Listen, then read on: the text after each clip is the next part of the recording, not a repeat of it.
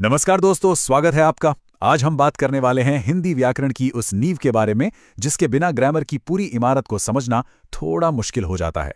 ये वो हिस्सा है जिसे हम अक्सर नजरअंदाज कर देते हैं, पर असल में ये सबसे जरूरी है। तो क्या संधि के नियम देखकर सिर चकरा जाता है, या फिर एग्जाम में व्याकरण के सवाल देखकर उलझन होती है? अगर हाँ, तो घबराइए मत। ये एक बहुत ही आम प्रॉब्लम है जो ज्यादातर स्टूडेंट्स के साथ होती है। पर इसका हल, इसका सॉल्यूशन जानते कहाँ छुपा है? वो छुपा है स्वरों में। तो आज हम इसी चाबी को ढूंढेंगे और देखेंगे कि कैसे ये स्वरों की सही समझ हिंदी ग्रामर के बड़े बड़े और मुश्किल दरवाजे भी आसानी से खोल देती है। तो चलिए शुरू से शुरू करते हैं। देखिए, किसी भी भाषा का जो व्याकरण होता है ना, वो एक बिल्डिंग की तरह है जो परत दर परत बनता है। हम सबसे छोटी ईंट से शुरू करके पूरी इमारत तक पहुंचेंगे। ये सफर शुरू होता है वर्ण से, मतलब भाषा की सबसे छोटी आवाज। फिर जब ये वर्ण मिलते हैं तो बनते हैं शब्द, और जब इन शब्दों को सही तरीके से जमाया जाता है तो बन जाता है एक वाक्य।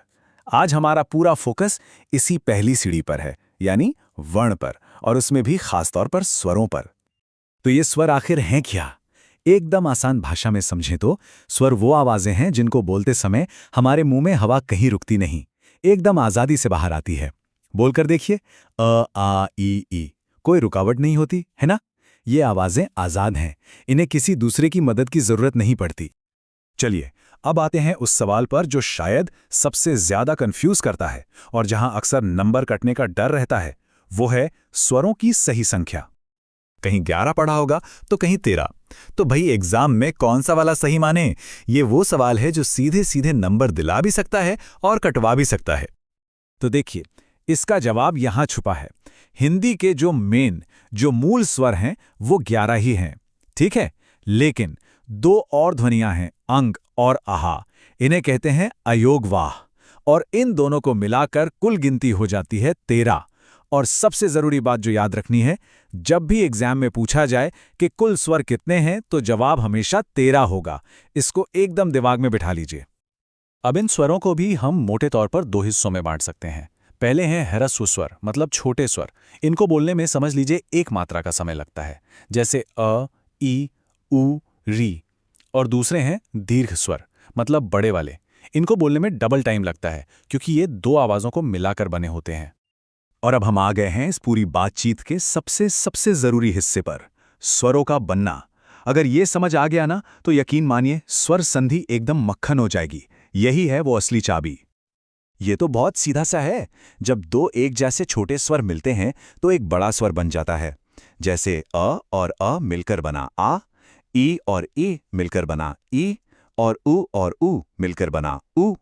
यही तो दीर्घ स्वर संधि का बेसिक रूल है। अब यहां पर एक बहुत कॉमन मिस्टेक होती है। अ और ई के मिलने से ए बनता है, ये तो आसान है। लेकिन ए कैसे बनता है? ज्यादातर लोग सोचते हैं कि अ में बड़ी ई मिला दी होगी। नहीं, बिल्कुल नहीं। ए बनता है अ और ए को मिलाने से। इस पैटर्न को ध्यान में रखना बहुत बहुत जरूरी है। और बिल्कुल यही सेम पैटर्न ओ और औ के साथ भी चलता है। अ और उ मिलकर बना ओ, और फिर अ और ओ के मिलने से बना औ। तो पैटर्न क्या निकला कि अगला संयुक्त स्वर पिछले वाले में अ जोड़ने से बन रहा है। ये एक छोटी सी बात गुण और वृद्धि संधि को एकदम आसान बना देती है। इस एक लाइन को याद कर लीजिए। ये संधि को समझने का रामबाण है। साथी स्वर, ये एक बहुत ही पावरफुल कॉन्सेप्ट है जो स्वरों के बर्ताव को बिल्कुल आसान बना देता है। तो ये हैं वो साथी स्वरों के ग्रुप्स।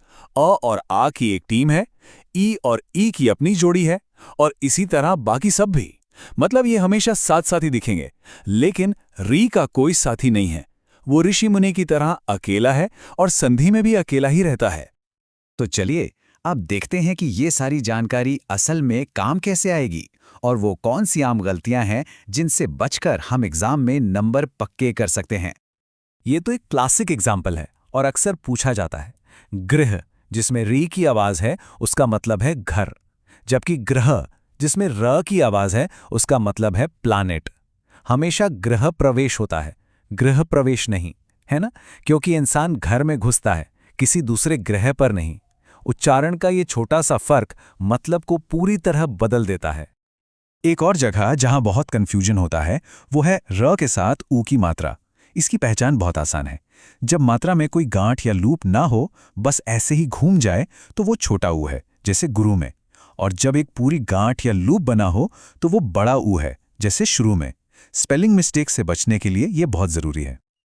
ओके, ये वो नियम है जहां सबसे ज्यादा लोग फंसते हैं। ध्यान से सुनिए, स्वर ए के ऊपर खुद कोई मात्रा नहीं होती, लेकिन जब वो किसी व्यंजन पर लगता है तो एक मात्रा बन जाती है।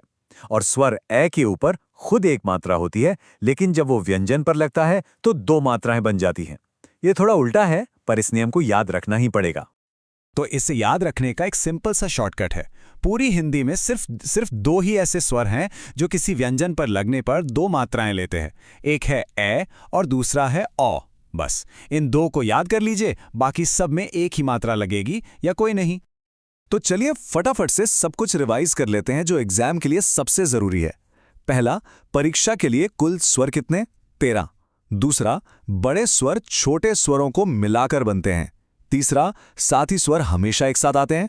और चौथा, री, र, ए और ए की मात्राओं पर खास ध्यान देना है ताकि गलतियां ना हो। बस ये 4 बातें याद रखिए।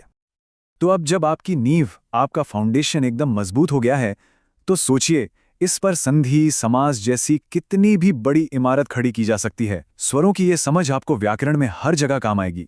तो सीखते रहिए और आगे बढ़ते रहिए।